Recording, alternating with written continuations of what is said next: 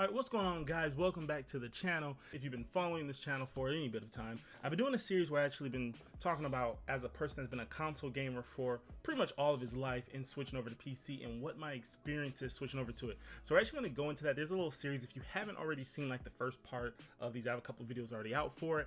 Make sure that you check those out. I'll go ahead and link it somewhere in the video, and I'll also be probably making a playlist so you guys can see and keep up with this little adventure of switching to PC. If you haven't, make sure you guys subscribe to the channel, dislike the video, whatever, it all helps out. Switching to a PC has been pretty difficult. Now, I've had most of all the hardware for the longest time, but I finally made the plunge and jump over to it. I have videos that you can check out where I go more in depth into that. I decided to play a lot more on PC. Now, I still play on my consoles. I still play on my PlayStation 5, my Xbox Series X, and my Switch, but a lot more gaming has been moved over to my PC. Trying to just give my experience for someone who may be actually thinking about switching over to PC themselves if they want to do it. If they want to stay on console, totally fine. When I first switched over, I said in one of my previous videos that I was actually doing a lot of playing with controller for the longest time. So I was using controller, Xbox or PlayStation controller, to play PC games.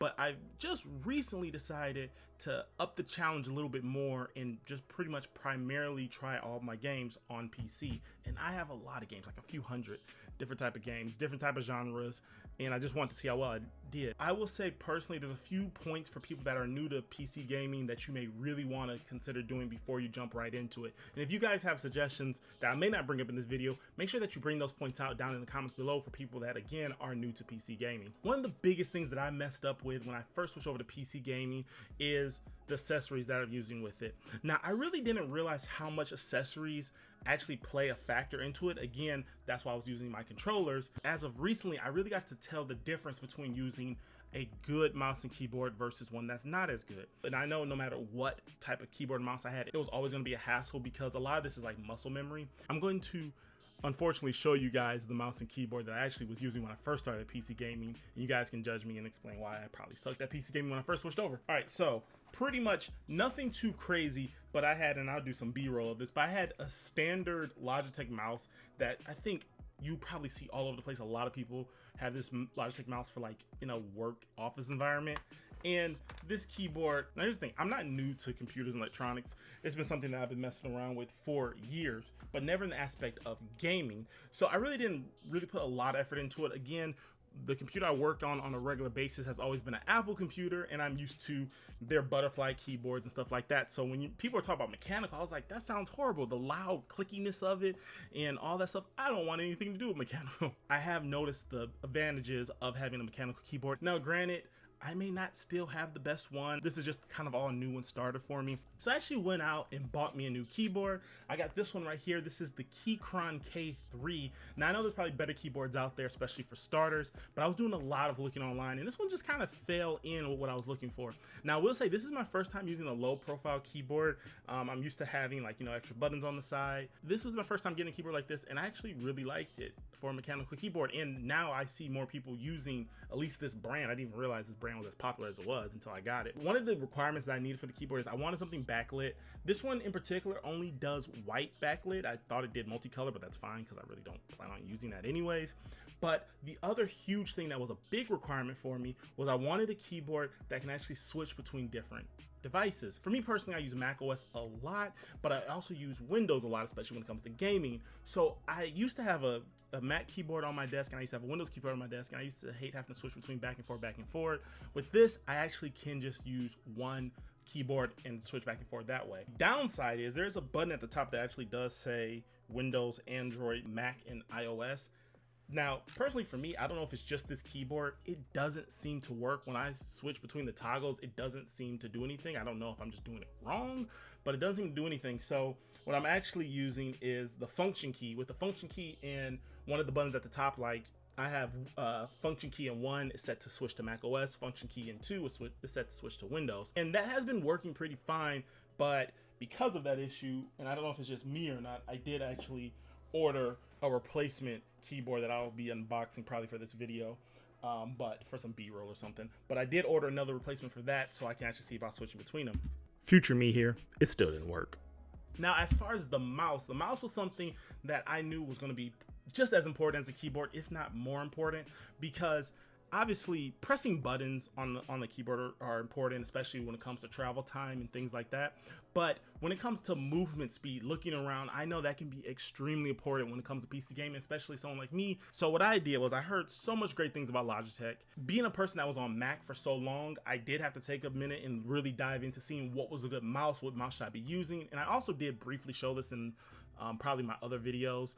And if you looked at one of my more recent shorts, you do see it kind of pop up for a minute in one of my shorts. But ultimately, the mouse that I decided to go with, this one right here, this is the G502X Lightspeed Plus, I believe it's called, which is a crazy long name for a mouse. But I got this mouse for a few different reasons. One of the reasons why I got this one is because A, it's wireless. That's a huge thing for me. I wanted to keep my setup as clean as possible. Now you do have the option to actually plug it in via wired, and when you do, it actually gives a better response time, go figure, than instead of when you're using just the mouse by itself. Another thing why I got into this, because I heard Logitech does have a pretty good hub on your computer that you can install on your computer and program this pretty well, which I've been messing around with quite often. In games like Overwatch, I do actually like, because I actually moved a lot of my buttons to just the side here. So this one actually acts as my shoot. This button acts as my reload. This one is like a punching button. So a lot of times I can just quickly with one thumb just kind of fly through all those things without having to click things up here, which is great also because, again, like I said earlier on in this video,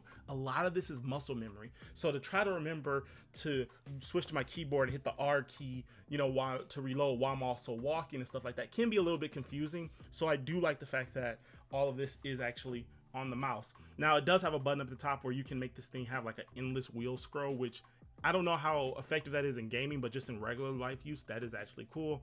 The LED, I don't really care about the LED. It does make the setup look a little bit nicer, but that's not why I purchased it. Really purchasing it for comfort and for that speed. And this actually does have a nice gloss. Bottom of it, it doesn't have, I don't know what the correct term is, that real rubber texture at the bottom of like a normal mouse, or like this one, for example, when it comes to actually using it and trying to move around really, really fast. Because I was always wondering, how on earth do people move their mouses around so quick? And I see a lot of it's because of the mouse. And this thing is super lightweight. I'm thinking, as a console gamer, like if you have an Xbox controller, for example, this thing has some weight, some heft to it, and it feels just premium. And I'm thinking that's the same thing when it comes to a mouse, but no, you actually want it to be as light as possible.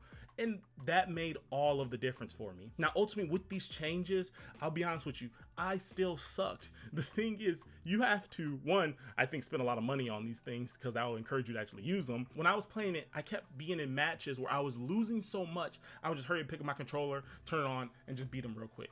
But now I'm forcing myself to stick when it comes to playing with mouse and keyboard, whether we win or lose. Now, one thing I will say for you guys that are new on this, what helped me is start playing with single player games. Don't jump into an online game. If you do, a bunch of your teammates are probably gonna hate you anyway. But I would definitely say start with single player games, play through those, RPGs, or even first person shooters, but games where you're doing a lot of stuff with the mouse and keyboard so you kind of get used to the layout and that muscle memory. But if you go ahead and jump into like Overwatch or Call of Duty, Halo, whatever, you're gonna have a very, very hard time with trying to use all this stuff on the fly, especially these fast-paced type of games. Now, I will say I do find myself doing better when it comes to being more precise, using bow and arrow, sniping, all that type of stuff. I do see the precision is actually better with the mouse and keyboard. I only been doing this for about a little under a month, so I can only imagine how I'm gonna be if I do stick with it. But I will tell you, using mouse and keyboard will heavily discourage you if you're not used to it yet, and it's going to take time. Now, one thing that I do know that will also help that I personally have not done myself, but I do know it's a huge benefit, is using keybinds and stuff. And so I kind of did that when it comes to the mouse. I kind of did change the button layout here, but I haven't changed it on my keyboard yet, and I know there's probably some better keybinds that I could do. I was just a little concerned doing it when I don't even know the basic keys yet. If you guys know anything about keybinds, comment that down below as well. Give your guys' opinion. I'm kind of curious what you guys have opinion-wise on this. But yeah, ultimately, this is the new setup I'm using. Like I said, that's the mouse and keyboard. I actually really have been enjoying it. It's actually been more fun playing a lot of these online games with mouse and keyboard. Now, I know pro gamers are gonna hate this opinion, but I will say, not having any type of vibration of the mouse and keyboard is a little weird to take some getting used to, because when I play certain games, if someone's hitting you off screen and attacking you from behind or something, you may not notice it right away, but you definitely feel that vibration in your controller. Well, when it comes to mouse and keyboard, it's just totally on screen paying attention. So you know, that did take some also getting used to, but I know people don't like the vibration when it comes to their controller because it does mess up your aim a lot of times, but it does give you a little bit more immersion. So it's a give and take type of thing, but ultimately I do appreciate the mouse and keyboard setup, especially online playing, and I do see myself using this setup more. Again, it's going to take time. I'm sorry if I go in the lobby with you guys, if you see me in the lobby and I'm playing like garbage, but I have been winning matches, a lot of matches actually, with mouse and keyboard. So even though you may sit there and feel like this is worthless, you're trying the setup and it doesn't seem to be working with you, I definitely say stick with it, but make sure you're actually using a good keyboard and mouse, not the one from Five Below, not the one that costs $20, like the $20 combo pack that you can get a really good mouse and keyboard, because it heavily changes your gaming experience and will make you a better gamer just having better setups. I do plan on making more content around this as I go and use this for, you know, some more weeks or a month or so on in, and just give you my update on how this mouse and keyboard is. Now, as far as the mouse and keyboard themselves go, they're great in a normal environment. If you're just using them to work, you know, do any regular computer tasks, the mouse and keyboard I actually really love them. They're great and I love the way they look. But when it comes to gaming, it's a noticeable difference. Now, again, I said I know there is better mouse and keyboards out there. Comment those all down below. I'm telling you guys to comment a lot of stuff, but comment all that stuff down below. That may have helped you guys. You think it may help me or help other people in the community, because that's the thing. You know, we want to have a really cool PC gaming community. Now, keep in mind, I am not leaving my console gamers behind. I have a whole field of things that are going to be coming out starting next week on console gaming as well. So whether you're a PC gamer or a console gamer, make sure you subscribe to the channel, because we're going to be hitting all of those. I'll give you guys a sneak peek. Next week is going to be heavily around Dragon Ball Sparkling Zero that comes out. I'll be playing that on my PlayStation 5. I'm super excited for that. Like I said, make sure you guys are subscribed to the channel if you already haven't. And like I said, just give me your ideas, thoughts, and suggestions on the setup, your guys' setup, and pretty much how we can help other people that are in this community. If you guys have thoughts on any type of video that you may want to see around console or PC, comment that all down below, and I'll try to get to whatever video I can for you guys. It is weird not having aim assist, but I am getting used to not having it anymore. But I've been actually not having aim assist for months because I play Overwatch on the PC, and there's no aim assist when you're on PC. Like I said, thanks so much for watching this video. I'll catch you guys in the next video. See ya.